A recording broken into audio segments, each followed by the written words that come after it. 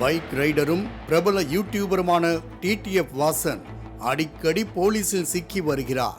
அதிவேகமாக பைக் ஓட்டியதற்காக, அனுமதி இல்லாமல் கூட்டத்தை கூட்டியதற்காக, பிறரை அச்சுறுத்தும் விதமாக வாகனங்கள் ஓட்டியதற்காக, செல்போன் பேசியபடியே கார் ஓட்டியதற்காக என பல்வேறு காரணங்களுக்காக டிடிஎஃப் வாசன் சிக்கியிருந்தார். சமீபத்தில் மதுரையில் கைதாகிய டிடிஎஃப் வாசன் நீதிமன்றத்தில் விசாரணைக்காக ஆஜர்படுத்தப்பட்ட போது சினிமா படப்பிடிப்பு இருப்பதாக கூறி நிபந்தனைகளோடு கூடிய ஜாமீன் பெற்றார். இந்நிலையில் டிடிஎஃப் வாசனை தொடர்ந்து தற்போது அதே புகாரில் பிரபல யூடியூபர் விஜே சித்து சிக்கியுள்ளார்.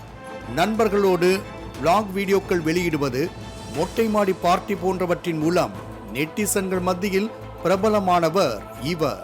சில நாள்களுக்கு முன்பு செல்போன் பேசியபடியே இவர் கார் ஓட்டிய காட்சிகள் இணையத்தில் வைரலாகின.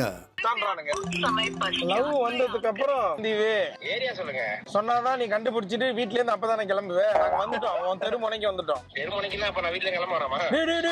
கிளம்பி சொல்லடா. ஹாப்பி ஃப்ரெண்ட்ஷிப் டேடா. டேய் நேர்ல சொல்லுங்க. இது தொடர்பாக சென்னை கீழ்ப்பாக்கத்தை சேர்ந்த ஷெரின் என்பவர் சென்னை காவல் ஆணையர் அலுவலகத்தில் புகார் கொடுத்துள்ளார்.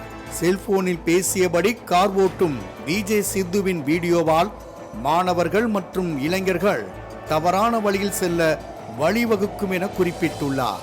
மேலும் தன் வீடியோக்கள் அனைத்திலும் இரட்டையர்த்த வசனங்களையும் சில நேரங்களில் ஆபாசமான வார்த்தைகளையும் பேசி வருவதால் இதை பார்க்கும் குழந்தைகள், இளைஞர்களிடத்தில் எதிர்மறை எண்ணத்தை விளைவிக்கும் என்றும் தெரிவித்துள்ளார்.